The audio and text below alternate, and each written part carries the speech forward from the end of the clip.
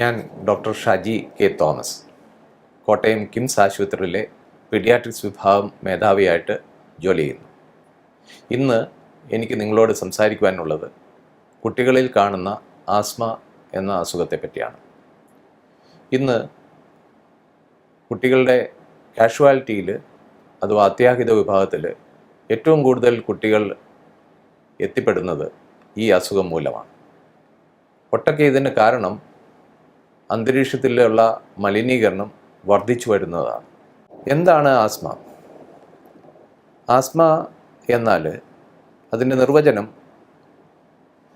വളരെ നേർത്ത ശ്വാസപാതകളിൽ, ലങ്സിനോട് ചേർന്നിട്ടുള്ള ചെറിയ ശ്വാസക്കൊഴലുകളിൽ അതായത് പാതകളിൽ ഉണ്ടാകുന്ന നീർക്കോൾ അഥവാ ക്രോണിക് ഇൻഫ്ലമേഷൻ. ഇത് പല കാരണങ്ങൾ കൊണ്ടാണ് സംഭവിക്കുന്നത്. ഇതിന് സാധ്യതയുള്ള ആളുകളിൽ, സാധ്യതയുള്ള ആളുകൾ എന്ന് പറയുമ്പോൾ പാരമ്പര്യ ജനിതകവും അതുപോലെ തന്നെ ജീവശാസ്ത്രപരമായ കാരണങ്ങളുണ്ട്.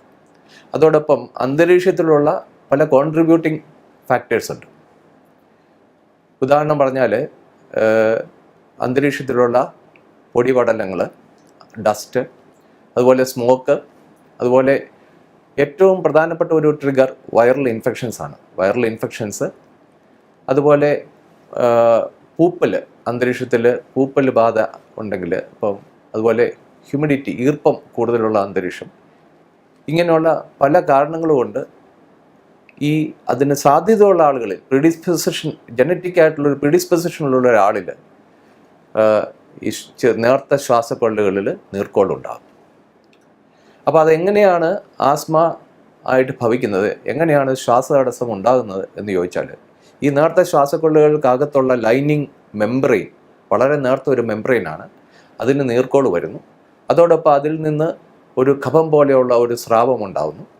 ഇത് രണ്ടും കൂടി ഇതിനകത്തുള്ള ആ സ്പേസ് അങ്ങ് ഫില്ല് ചെയ്യും. അപ്പോൾ പൂർണ്ണമായ ഒരു ശ്വാസ തടസ്സം, എയർ കടന്നു പോകാനായിട്ട്, ലങ്സിലേക്ക് എത്തുവാനായിട്ട് തടസ്സമുണ്ടാക്കുക ചെയ്തു. ഇത് രണ്ടും സംഭവിക്കുമ്പോൾ ഈ ശ്വാസക്കൊള്ളുകളുടെ വളരെ നേർത്ത ശ്വാസക്കൊള്ളുകളുടെ ഭിത്തിയിലുള്ള മസിൽ അതും ചുരുങ്ങുന്നു. അപ്പോൾ പുറമേ നിന്ന് ഞെക്കി അടയ്ക്കുന്ന പോലെയുള്ളൊരു അനുഭവം, ഉള്ളിൽ നീർക്കോൾ വന്നിട്ട് അടയുന്ന ഒരു അനുഭവം, രണ്ടും കൂടി വരുമ്പോൾ പൂർണ്ണമായ ഒരു ശ്വാസതടസ്സം കുട്ടിക്ക് അനുഭവപ്പെടുന്നു. ഇനി ആസ്മയുടെ ഈ രോഗലക്ഷണങ്ങൾ എന്താണ് എന്നുള്ളത് നോക്കാം. ഇതാരിലാണ് ഇത് കൂടുതലുണ്ടാകാൻ സാധ്യത? 80% കുട്ടികളിലും ആദ്യത്തെ ആസ്മ അറ്റാക്ക് 6 വയസ്സിന് മുമ്പ് ഉണ്ടായിരിക്കും. അതുപോലെ തന്നെ 6 മാസത്തിന് ശേഷമുള്ള കുഞ്ഞുങ്ങളിലാണ് ആസ്മ നമ്മൾ ഡയഗ്നോസ് ചെയ്യുള്ളൂ. അപ്പോൾ 6 മാസം തൊട്ട് അങ്ങോട്ട് ഒരു 6-7 വയസ്സ് വരെയാണ് സാധാരണഗതിയിൽ ആസ്മ കാണുന്നത്. എന്നാൽ ചില കുട്ടികളിൽ ഇത് വീണ്ടും തുടർന്ന് യുവത്വത്തിലേക്കും മുന്നോട്ട് പോകുന്ന ഒരു സാഹചര്യമുണ്ട്. ഇവിടെ ആരിലൊക്കെയാണ് ഇത് വരാൻ സാധ്യത എന്നുള്ളത്, തീർച്ചയായും പാരമ്പര്യത്തിന് ഇതിലൊരു സ്ഥാനമുണ്ട്. കുട്ടിയുടെ മാതാപിതാക്കൾക്ക് ആർക്കെങ്കിലും ഒരാൾക്ക് ആസ്മയുണ്ടെങ്കിൽ കുട്ടിക്ക് ഇരട്ടി ചാൻസ് ഉണ്ട്. 2 പേർക്കും ഉണ്ടെങ്കിൽ 3 ഇരട്ടി ചാൻസ് ഉണ്ടെന്നാണ് പറയുന്നത്. അല്ലെങ്കിൽ ഒരു പിതാവിനോ മാതാവിനോ ഒരാൾക്ക് ആസ്മയുണ്ടാവുകയും അതുപോലെ സഹോദരങ്ങളിൽ ഒരാൾക്ക് ആസ്മയുണ്ടെങ്കിലും കൂടുതൽ സാധ്യതയുണ്ട്. എന്താണ് ആസ്മയുടെ ലക്ഷണങ്ങൾ? സാധാരണഗതിയിൽ നമ്മുടെ മനസ്സിൽ ഓടി വരിക ശ്വാസം മുട്ടി കഷ്ടപ്പെടുന്ന, ക്ലേശിക്കുന്ന ഒരു കുട്ടിയുടെ മുഖമാണ്. ഇതുകൂടാതെ ആസ്മയുടെ തുടക്കത്തിൽ അകാരണമായ ഒരു ചുമയാണ് പലപ്പോഴും കാണുന്നത്. ഈ ചുമ പലപ്പോഴും അതിനൊരു കാരണം പറയാൻ പറ്റുകയില്ല. ഈ ചുമ അധികരിക്കുന്നത് രാത്രിയിലായിരിക്കും. പലപ്പോഴും ചെറിയ തണുപ്പടിക്കുകയോ അല്ലെങ്കിൽ കൂടുതൽ ദീർഘമായി ശ്വാസം എടുക്കുന്ന സാഹചര്യങ്ങൾ, ഉദാഹരണം പറഞ്ഞാൽ ചെറുതായിട്ട് ഓടിക്കളിക്കുമ്പോൾ, കിതയ്ക്കുമ്പോൾ ചുമയുണ്ടാവും. അതുപോലെ തന്നെ കരയുമ്പോൾ, ചിരിക്കുമ്പോൾ, അതുപോലെ പാട്ട് പാടുമ്പോൾ, ഇങ്ങനെയൊക്കെ ദീർഘമായ ശ്വാസം എടുക്കുന്ന സന്ദർഭത്തിൽ ആ എയർവേ റിയാക്ടിവിറ്റി കൊണ്ട് കൂടുതലായിട്ട് ചുമയുണ്ടാകാൻ സാധ്യതയുണ്ട്. അത് ചില കുട്ടികൾക്കാണെങ്കിൽ നെഞ്ചിലൊരു ടൈറ്റ്നസ് അല്ലെങ്കിൽ ഒരു ഇടുക്കം പോലെയാണ് അനുഭവപ്പെടുന്നത്. വേറെ ചില കുഞ്ഞുങ്ങളാണെങ്കിൽ നെഞ്ചിൽ വേദന എന്നാണ് പറയുക. ഇതൊന്നുമല്ലാതെ വളരെ പ്രകടമല്ലാത്ത ലക്ഷണങ്ങളും ചിലപ്പോൾ ആസ്മയുടെ തുടക്കമാവാം. കുട്ടികൾ അവരുടെ സഹപ്രായക്കാരോട് ഒപ്പം കളിക്കുവാൻ സാധിക്കാതെ പെട്ടെന്ന് ക്ഷീണിച്ച് അവശനായി കയറിയിരിക്കുക, ഇതൊക്കെയും ചിലപ്പോൾ ഉള്ളിൽ അറിയപ്പെടാതെ പോകുന്ന ശ്വാസതടസ്സത്തിൻ്റെ ലക്ഷണങ്ങളാവാം. ഇപ്രകാരം ഉള്ള ലക്ഷണങ്ങളാണ് പലപ്പോഴും കുട്ടികളിൽ ആസ്മ ഉണ്ടാകുമ്പോൾ സംഭവിക്കുക. ആസ്മ എങ്ങനെയാണ് ഡയഗ്നോസ് ചെയ്യുന്നത്? വിശദമായ ഒരു ഹിസ്റ്ററി എടുക്കുകയും പ്രോപ്പറായിട്ടുള്ള ഒരു ക്ലിനിക്കൽ എക്സാമിനേഷൻ നടത്തുകയും ചെയ്താൽ ആസ്മ ഡയഗ്നോസ് ചെയ്യാൻ സാധിക്കും. മറ്റ് ലാബറട്ടറി പരിശോധനകളുടെയോ അല്ലെങ്കിൽ എക്സ്റേയുടെയോ മറ്റ് സങ്കേതങ്ങളുടെയൊക്കെ ആവശ്യം തെല്ലുമേ കുറവാണ്. എന്നാൽ മറ്റ് പൾമണറി ഫങ്ഷൻ ടെസ്റ്റ് അതുപോലെയുള്ള ടെസ്റ്റുകൾ കൊണ്ട് നമുക്ക് ഈ ആസ്മയുടെ ഡയഗ്നോസിനെ സഹായിക്കുന്ന ചില ഇൻഫറൻസസ് നമുക്ക് എടുക്കാൻ സാധിക്കും. ആസ്മ എങ്ങനെയാണ് ചികിത്സിക്കുക? ആസ്മയുടെ ചികിത്സയിൽ അത് പലപ്പോഴും ആസ്മയുടെ സ്വഭാവം അനുസരിച്ചാണ് ചികിത്സ. ഇപ്പോൾ 2 തരത്തിലുള്ള ആസ്മയുണ്ട്. ഒന്ന് ഇൻ്റർമീഡിയൻ്റ് ആസ്മയുണ്ട്, അതുപോലെ തന്നെ പെർസിസ്റ്റൻ്റ് ആസ്മയുണ്ട്, നീണ്ടു നിൽക്കുന്ന ആസ്മയുണ്ട്. അതനുസരിച്ച് ആ ചികിത്സയിലും വ്യതിയാനമുണ്ട്. ചികിത്സ 2 തരത്തിലാണ്. ഒന്ന് മരുന്നുകൾ കൊണ്ടുള്ള ചികിത്സ, 2 അവരുടെ വീട്ടിലെ സാഹചര്യങ്ങൾ ക്രമപ്പെടുത്തുന്ന വഴി പിന്നീട് ആസ്മ ഉണ്ടാവാതെ ഇരിക്കാനുള്ള മുൻകരുതലുകൾ. ഈ 2 രീതിയിലാണ് ആസ്മ ചികിത്സിക്കുക. മരുന്നുകളെന്ന് പറയുമ്പോൾ കഴിക്കുന്ന മരുന്നുകളുണ്ട്, ഇൻഹേലർ മെഡിസിൻസ് ഉണ്ട്. കുറച്ചുകൂടെ ബ്രോഡായിട്ട് പറയുകയാണെങ്കിൽ controller medicines and reliever medicines. കുട്ടിക്ക് ശ്വാസം മുട്ടൽ വന്നു കഴിഞ്ഞാൽ അത് കുറയുന്നതിന് വേണ്ടി കൊടുക്കുന്ന മരുന്നുകളെയാണ് റിലീവർ ഡ്രഗ്സ് എന്ന് പറയുന്നത്. കൺട്രോളർ മെഡിസിൻസ് എന്ന് പറയുന്നത് ഈ അസുഖം വീണ്ടും വരാതിരിക്കാനും ഈ എപ്പോഴും ആസ്മ തുടർക്കഥയാവുന്നത് തടയുന്നതിന് വേണ്ടിയുള്ള മരുന്നുകളാണ് കൺട്രോളർ മെഡിസിൻ. ഇതിൽ ഇൻഹേലർ മെഡിസിൻസിന് പല ആളുകൾക്കും തെറ്റിദ്ധാരണയുണ്ട്. എന്നാൽ ഇൻഹേലർ മെഡിസിൻസ് ആണ് ഏറ്റവും ഫലപ്രദം. കാരണം ശരീരത്തിലേക്ക് ചെല്ലുന്ന മരുന്നിൻ്റെ അളവ് കുറവും നേരിട്ട് അതിൻ്റെ എത്തേണ്ട സ്ഥലത്ത്, അതായത് ലങ്സിൽ കുഴലുകളിലും പാതകളിലും നേരിട്ടെത്തുന്നതുകൊണ്ട് അതിൻ്റെ പ്രയോജനം വളരെ കൂടുതലുമാണ്. ഈ ഇൻഹേലറിനെ പറ്റിയുള്ള തെറ്റിദ്ധാരണകൾ സമൂഹത്തിൽ നിന്ന് മാറേണ്ടതുണ്ട്. കാരണം ശരിയായ രീതിയിൽ ഇൻഹേലർ ഉപയോഗിച്ചാൽ ഏറെക്കുറെ ആസ്മ മാറിക്കിട്ടുന്ന പോലെയുള്ള സുഖം കുട്ടിക്ക് ലഭ്യമാവും. ആസ്മ മൂലം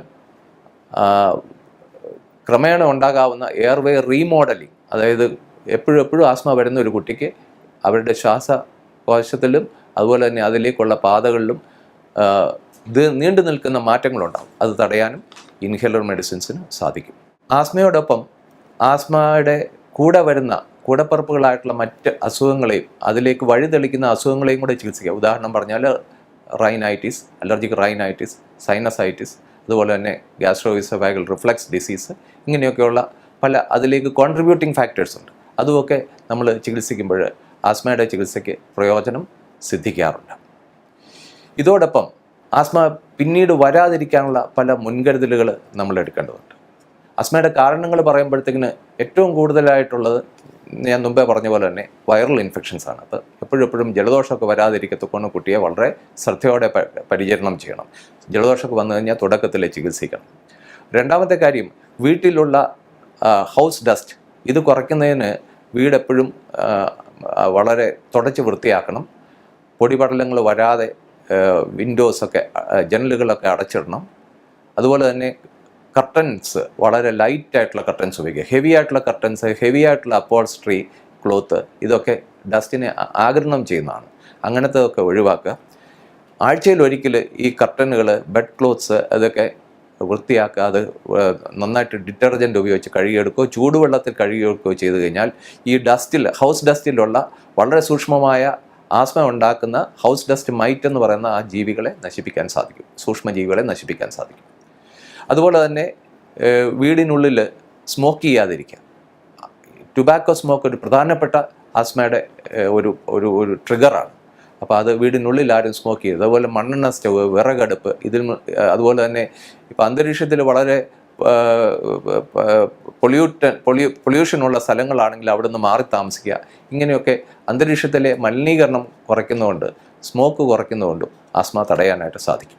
അതുപോലെ തന്നെ വീടിനുള്ളിൽ രോമം കൊഴിയുന്ന, അതുപോലെ തൂവലുള്ള വളർത്തു മൃഗങ്ങളെയും പക്ഷികളെയും വീടിനുള്ളിൽ വളർത്തരുത്. ഇവയുടെ ദേഹത്തിൽ നിന്ന് പൊഴിയുന്ന രോമവും അതിനോട് ചേർന്നുള്ള ത്വക്കിലെ ചെറിയ കണങ്ങളും ആനിമൽ ഡാൻഡ്രർ എന്നാണ് പറയുന്നത്. ആസ്മ വളരെയധികം അധികരിക്കാൻ ഇടയാക്കുന്ന സംഗതികളാണ്.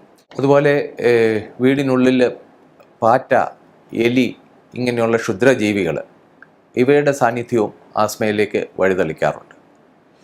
അതുപോലെ വളരെ സ്ട്രോങ് ആയിട്ടുള്ള പെർഫ്യൂം, അതുപോലെ മണം, ഉദാഹരണം പറഞ്ഞാൽ പെയിൻ്റ് അടിച്ച മുറിയിൽ ആദ്യമായിട്ട് കയറുകയാണെങ്കിൽ ആസ്മയുള്ള കുട്ടിക്ക് അത് വളരെ രൂക്ഷമായ ആസ്മ ഉണ്ടാകുവാനായിട്ട് സാഹചര്യമുണ്ട്. ഇപ്രകാരം ഉള്ള ചില മുൻകരുതലുകൾ നാം എടുക്കുകയാണെങ്കിൽ ആസ്മ പിന്നീട് വരാതിരിക്കാൻ സഹായിക്കും.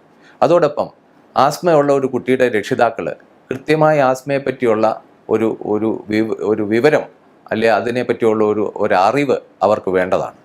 ആസ്മ എന്ന് പറയുന്നത് ചികിത്സിച്ച് മാറ്റാവുന്നതും വളരെ നിയന്ത്രണ വിധേയമായ ഒരു അസുഖമാണ്. അതിൻ്റെ തുടക്കത്തിൽ തന്നെ വേണ്ട തരം ഇൻഹേലേഴ്സ് ഒക്കെ ഉപയോഗിക്കുകയും അതുപോലെ ഡോക്ടറെ കണ്ട് ഡോക്ടറുടെ നിർദ്ദേശാനുസരണം നടപടികൾ എടുക്കുകയും ചെയ്തു കഴിഞ്ഞാൽ ആസ്മ കുട്ടികളിലൊരു പ്രശ്നമേ അല്ല. അതുമൂലമുള്ള അവരുടെ ക്ലാസ് നഷ്ടങ്ങളും അതുപോലെ തന്നെ ശാരീരിക ക്ലേശങ്ങളും ഒക്കെ ഒഴിവാക്കുവാൻ നമുക്ക് സാധിക്കും.